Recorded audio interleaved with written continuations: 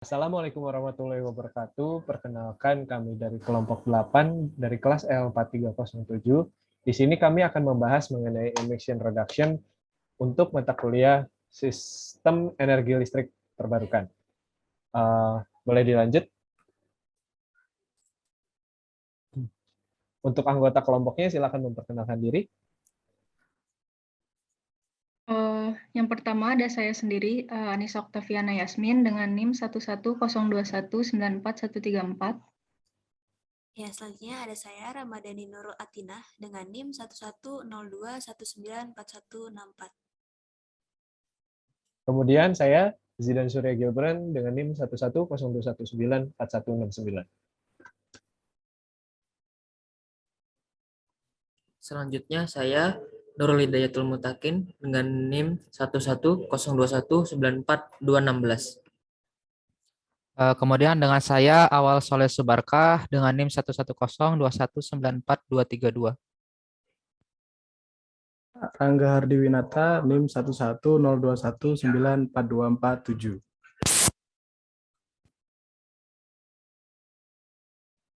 Untuk pokok pembahasan yang akan kami bahas yaitu pertama, definisi dan penyebab munculnya emisi, yang kedua dampak dari emisi, ketiga energi terbarukan, keempat implementasi renewable energy dalam pengurangan emisi. Mulai di next. Selanjutnya akan dijelaskan oleh rekan saya yaitu Ramadhani Nurul Atinah. Ya, yang pertama yaitu definisi dan penyebab munculnya emisi. Nah, apa sih emisi itu?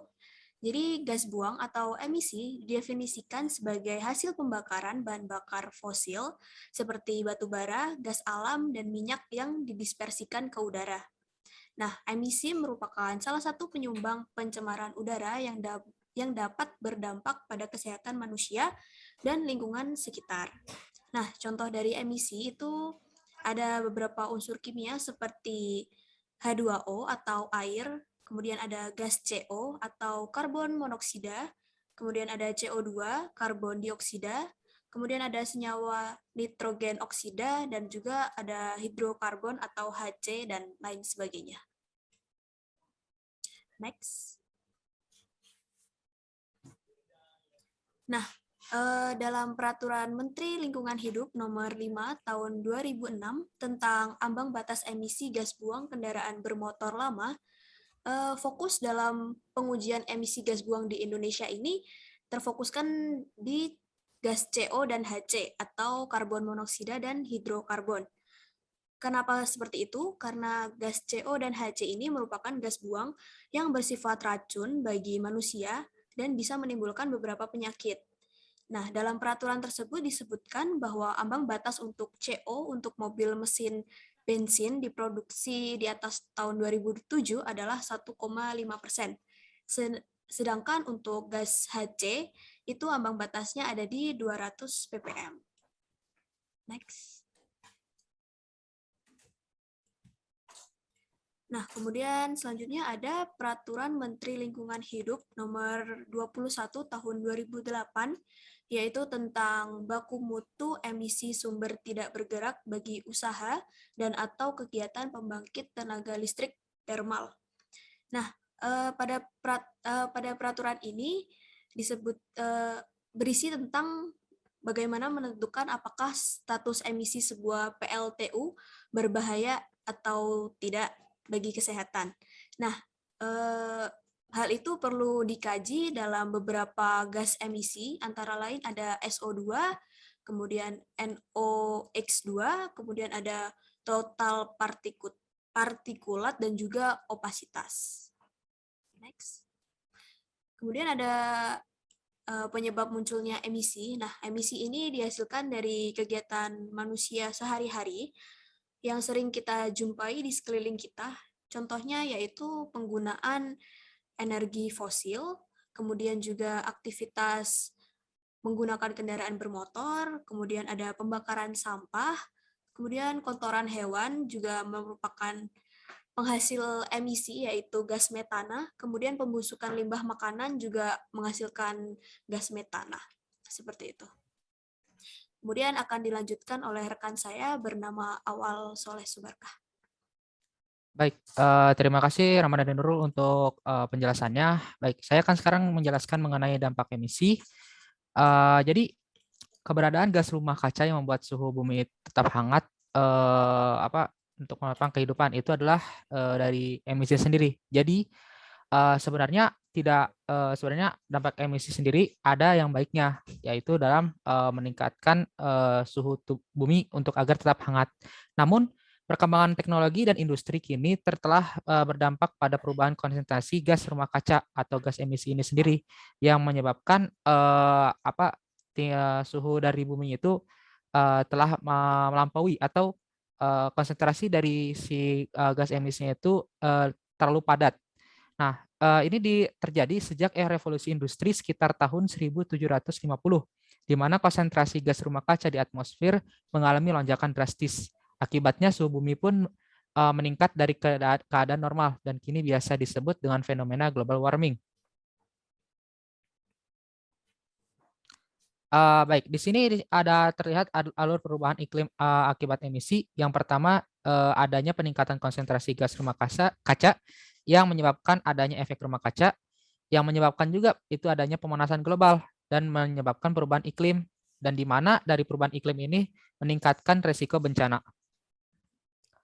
Nah, dampak emisi dari dunia ini sendiri berlebih, dampak gas dari emisi itu kalau misalnya berlebih itu menjadi negatif. Pola cuaca yang tidak stabil, kemarau panjang, angin puting beliung, dan lain-lain disebabkan bencana alam terjadi lebih sering, badai, banjir, tanah, longsor, dan kekeringan. Contohnya di Amerika Serikat sejak tahun 1980 hingga 2019, biaya rata-rata per tahun untuk menangani cuaca ekstrim tersebut mencapai 17,7 miliar US dollar. Sementara jika dihitung dari 2017 hingga 2019 sebesar 153,5 miliar US dollar. Baik, di sini terlihat ada grafik untuk perkembangan efek rumah kaca dan kenaikan temperatur. Dilihat dari tahun 1880 sampai 2012 terjadi adanya lonjakan yang tinggi yang tiap tahun makin meninggi dikarenakan ketebalan dari gas rumah kaca itu atau gas emisi. Lalu langsung boleh dilanjutkan untuk teman saya Rangga Hardi. Awal untuk selanjutnya bisa di next dulu di slide-nya. Seperti yang dijelaskan oleh rekan saya awal barusan, juga sebagian besar dampak dari emisi ini adalah bencana, yakni bencana juga dapat menyebabkan banyak dampak sosial seperti kelaparan juga. Dan seperti yang kita ketahui tadi dari si Nurul juga dijelaskan awal dari emisi itu tadi ada beberapa dari seperti kotoran hewan dan lain sebagainya. Nah, pengurangan emisi ini dapat dilakukan dengan pemanfaatan energi terbarukan. Bisa di next. Dan perlu diketahui juga kemarin pada pertemuan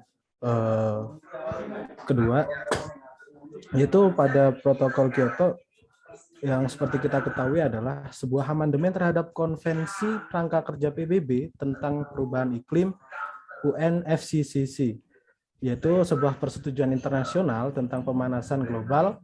Negara-negara yang meratifikasi protokol ini berkomitmen untuk mengurangi emisi atau pengeluaran karbon dioksida dan 5 gas rumah kaca lainnya, atau bekerja sama dengan perdagangan emisi jika mereka menjaga jumlah atau menambah emisi gas-gas tersebut. Nah, jika sukses diberlakukan, protokol Kyoto ini diprediksi akan mengurangi rata-rata cuaca global antara 0,02 derajat Celcius dan 0,28 derajat Celcius pada tahun 2050. Bisa di next. Nah, di Indonesia sendiri, Direktorat Jenderal Energi Terbarukan dan Konservasi Energi atau EBTKE ini capai target pengurangan emisi dengan pemanfaatan energi terbarukan. Nah, pemerintah ini sedang menyusun rencana jangka panjang bahwa pada tahun 2025 EBT akan mencapai 24.000 watt pemanfaatan EBT itu sendiri. Pemanfaatan ini akan mencapai 24 megawatt pada tahun 2035 akan menjadi 38.000 megawatt. Ini seperti yang dikatakan Arifin pada pers di kantor Presiden. Nah, terdapat 5 kegiatan utama di dalam prioritas riset nasional yang terkait dengan energi baru dan terbarukan. Pertama, bahan bakar nabati yang berasal dari kelapa sawit. Dan yang kedua, biogas yang banyak dipakai rumah perkebunan sawit. Yang ketiga, pembangkit listrik tenaga panas bumi. Yang keempat, baterai listrik. Yang kelima, pemerintah akan tetap menjaga pengembangan teknologi nuklir. Nah, di sini dari kelima tersebut akan diberlakukan pemanfaatan EBT atau energi baru terbarukan.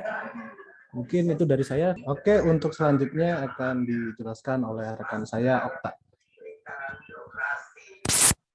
Baik, selanjutnya untuk solusi yang pertama, yaitu menggunakan panel surya sebagai sumber pemasok listrik dalam pabrik.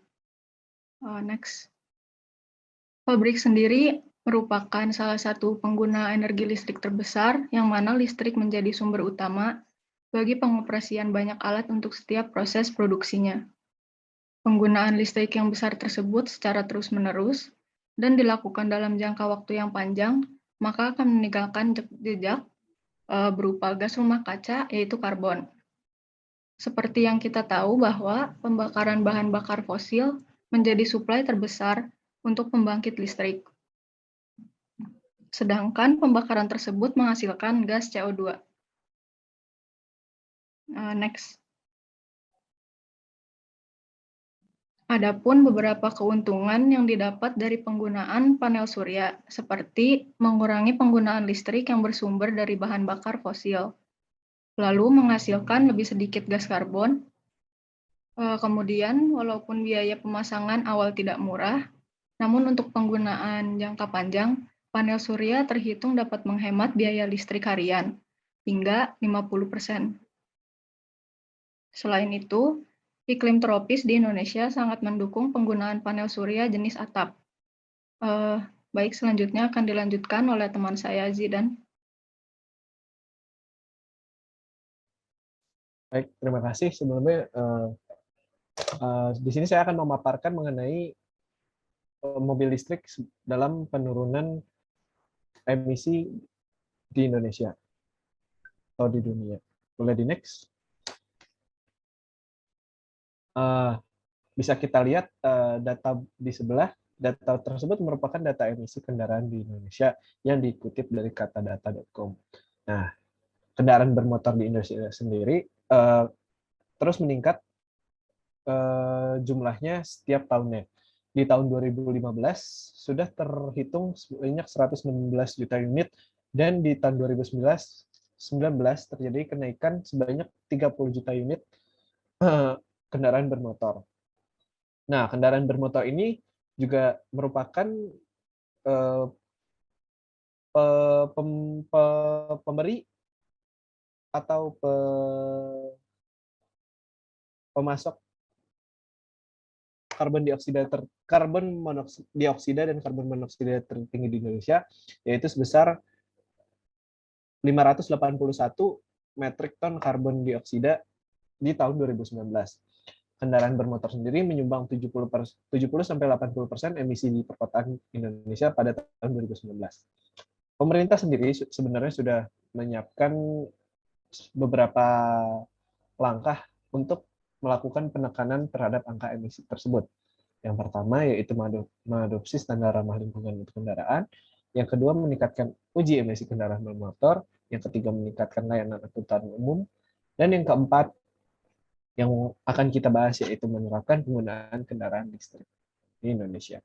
Boleh di next? Nah, di sini apa saja sih kelebihan mobil listrik? Kelebihan mobil listrik sendiri yaitu dengan memanfaatkan mobil listrik akan mengurangi banyak sekali emisi yang ada di bumi, khususnya emisi gas kendaraan.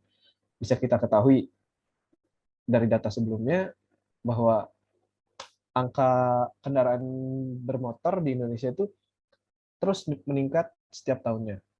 Dengan mengganti kendaraan tersebut menggunakan kendaraan listrik yang ramah lingkungan dan zero emission akan sangat menekan angka emisi, khususnya emisi gas kendaraan di Indonesia. Tak sampai di situ saja, emisi dari pabrik pengolahan bahan bakar fosil pun akan berkurang, karena mobil listrik cenderung tidak memerlukan pergantian oli secara berkala, serta tidak menggunakan bahan bakar fosil sama sekali. Boleh di next? Nah, proyeksi dekarbonisasi penggunaan mobil listrik sendiri di Indonesia, dikutip dari katadata.com, sudah mulai terasa. Di tahun 2030 sendiri diproyeksikan ada 8,4 juta ton CO2 yang diturunkan akibat penggunaan mobil listrik. Dan di 2050 diproyeksikan akan terjadi penurunan sebanyak 49,5 juta ton CO2 emisi yang diturunkan karena adanya penggunaan mobil listrik di seluruh dunia. Mungkin sekian dari saya, kurang lebihnya mohon maaf. Akan dilanjutkan oleh teman saya, yaitu Nurul Hidayatul Mutakin. Terima kasih untuk rekan saya Zidan. Contoh yang berikutnya adalah mengurangi emisi gas rumah kaca melalui pakan ternak. Bisa di next. Mungkin menjadi sebuah pertanyaan, apa hubungannya pakan ternak dengan emisi gas rumah kaca? Saya jelaskan, dari peternakan tersendiri itu ikut andil dalam sebesar 19,5% penyumbang gas metana terbesar. Gas metana ini bisa merusak atau menurunkan kadar oksigen pada atmosfer bumi sehingga semakin mempercepat terjadinya pemanasan global. Bisa di next. Oke. Lalu bagaimana cara kita menanggulangi besarnya gas metana yang dihasilkan dari sektor pertanian dan peternakan?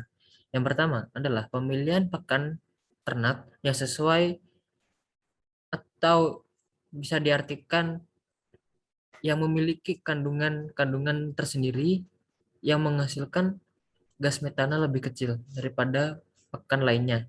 Lalu perlunya adanya edukasi dari pelaku usaha sektor pertanian dan peternakan untuk memilih pakan yang bermanfaat, dalam artian itu bisa menjaga kestabilan lingkungan gitu.